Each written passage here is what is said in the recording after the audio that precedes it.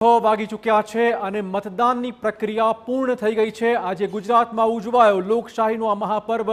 મતદાનનો આખો દિવસ હતો। લોકસભા ચૂંટણીનું ત્રીજા તબક્કાનું મતદાન પૂર્ણ થઈ ગયું છે। ગુજરાતમાં શાંતિપૂર્ણ માહોલમાં એક બે ઘટનાઓને બાદ કરતા શાંતિપૂર્ણ માહોલમાં મતદાન યોજાયું। રાજકીય પક્ષના ઉમેદવારોના ભાવિ ઈવીએમમાં કેદ થઈ ગયા છે। હવે માત્ર જે બૂથમાં લાઇનમાં ઊભા હશે તે વોટર્સને જ મતદાન કરવા દેવામાં આવશે, પરંતુ સાંજે 6 વાગ્યા છે એટલે કે મતદાનની પ્રક્રિયા પૂર્ણ થઈ ગઈ છે। 2019ની તુલનાએ ઓછા મતદાનના કારણે રાજકીય પક્ષોની ચિંતા ચોક્કસ વધી ગઈ છે। 4 જૂને રાજકીય પક્ષોના ભાવિનો ફેસલો આવશે। તો આ મતદાન મથકો બંધ થઈ રહ્યા છે। દરવાજા ઝાંપા હવે બંધ થઈ ગયા છે। નવા કોઈ વોટર્સને અંદર આવવા દેવામાં નહીં આવે। માત્ર લાઇનમાં ઊભા રહેતા હશે, કતારમાં હશે તે લોકોને જ, તે વોટર્સને જ હવે મતદાન કરવા દેવામાં આવશે। મતદાન મથકના દરવાજા હવે સાંજે બરાબર 6 કલાકે બંધ કરી દેવાયા છે। નવા કોઈ મતદાતાઓને અંદર પ્રવેશ નથી। માત્ર લાઇનમાં ઊભા રહેલા મતદાતાઓને જ હવે વોટિંગ કરવા દેવામાં આવશે। સાંજે 6 વાગે આ વોટિંગનો સમય પૂરો થઈ ગયો છે।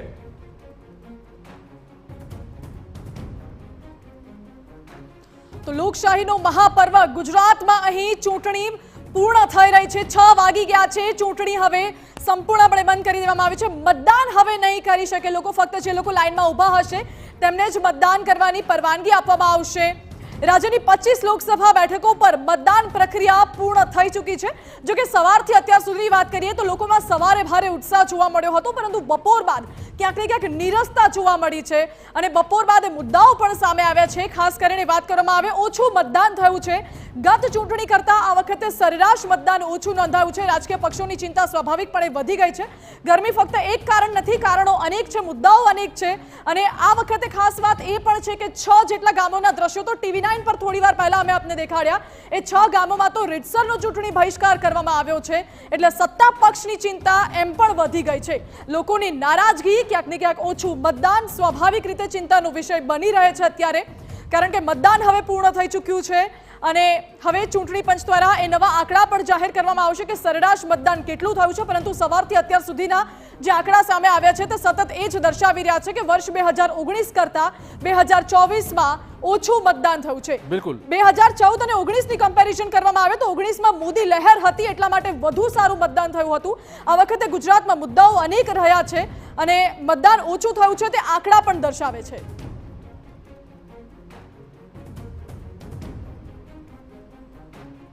જો મુદ્દાઓની વાત કરવામાં આવે તો ક્ષત્રિય આંદોલન એક મહત્વનું પરિબળ રહ્યું હતું।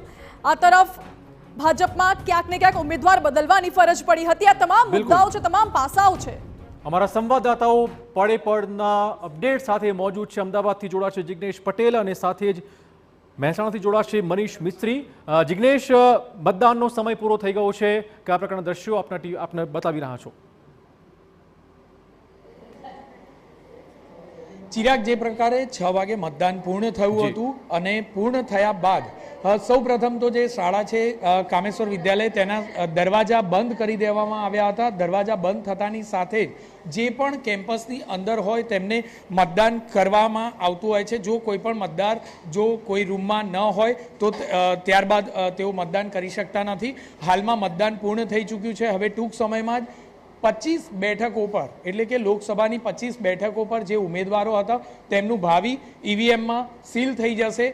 તેની તમામ પ્રોસિજર શરૂ થઈ ચૂકી છે। ટૂંક સમયમાં જે ઈવીએમ છે તે ઈવીએમને સીલ કરવાની કાર્યવાહી હાથ ધરવામાં આવશે। તમામ જે અધિકારીઓ છે તે અધિકારીઓ અને ખાસ તો જે ટીમ છે તે ટીમ દ્વારા તમામ પ્રકારની કામગીરીની શરૂઆત થઈ ચૂકી છે। ટૂંક સમયમાં જે ઈવીએમ છે તેને સીલ કરવાની કાર્યવાહી પણ હાથ ધરવામાં આવશે। મહત્વની બાબત છે કે આ વખતે ક્ષત્રિય આંદોલન જે મહત્વનું પરિબળ રહ્યું હતું, આખરે આ આંદોલનની અસર કેટલે અંશે આ લોકશાહીના પર્વ પર જોવા મળશે। લોકોની નારાજગી રહે છે કે પછી આ નારાજગી મતોમાં પરિવર્તિત થાય છે, વિરોધમાં પરિવર્તિત થાય છે, તે બાબત પર સૌ કોઈની નજર છે।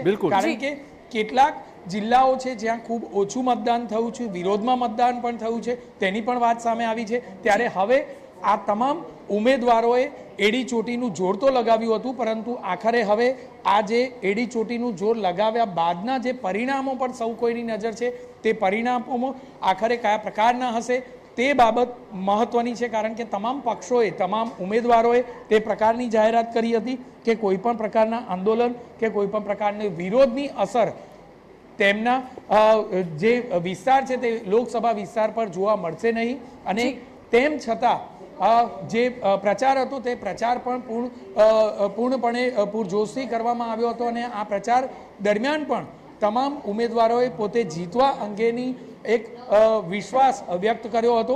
આખરે હવે ટૂંક સમયમાં જ જે ઈવીએમ છે તે ઈવીએમને સીલ કરવા માટેની કાર્યવાહી કરવામાં આવી રહી છે. કેટલા મતદારોએ મતદાન કર્યું તેના આંકડા હાલના તબક્કે લેવામાં આવી રહ્યા છે. દરેક બૂથ પર આ પ્રકારની એક પ્રોસિજર રહેતી હોય છે, જે પ્રોસિજરમાં કેટલું મતદાન થયું, ઈવીએમમાં કેટલા મત કેદ થયા, આ તમામ પ્રકારના આંકડાઓ લેવામાં આવતા હોય છે અને ત્યારબાદ ઈવીએમને સીલ કરવામાં આવતા હોય છે. ચિરાગ, બિલકુલ જી જિગ્નેશ, બિલકુલ. અને ઉમેદવારોના ભાવિ અત્યારે ઈવીએમમાં હવે કેદ થઈ ગયા. થોડી જ વારમાં ઈવીએમ સીલ કરવામાં આવશે.